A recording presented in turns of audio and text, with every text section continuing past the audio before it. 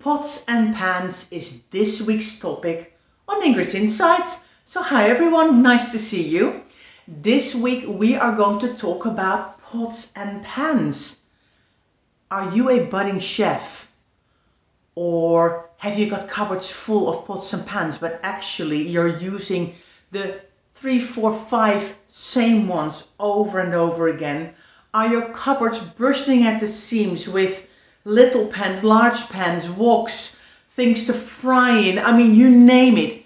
Are you completely have got cupboards full of stuff, but do you keep going back to the same old pan? Because that's the one you like to work with. So that's what we're talking about this week. Have a look through and actually match the right lid with the right pan. So many times I declutter cupboards in kitchens and then we find lids that don't go with any pan or pans that don't go with any lids. Why are they still lurking in your cupboards? It is time to do a little bit of a sort out and be realistic. Do you really love to cook and do you need lots of different pots and pans to do your cooking?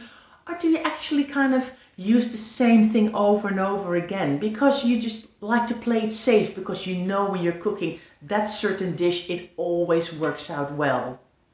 You have to be realistic.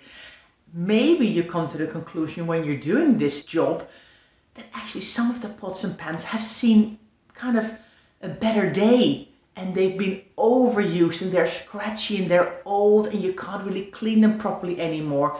Maybe now's the time to bite that bullet and replace some of them. If you've got a frying pan with the inside completely scratched and you're constantly burning your food or your meat or your eggs or anything that you're trying to fry in that pan, maybe it's time for a new one. So have a look at your pots and pans this week and let us know. We'd love to hear in the Facebook group how you're getting on. So thanks so much for watching. This is Ingrid's Insights and we'll see you next time.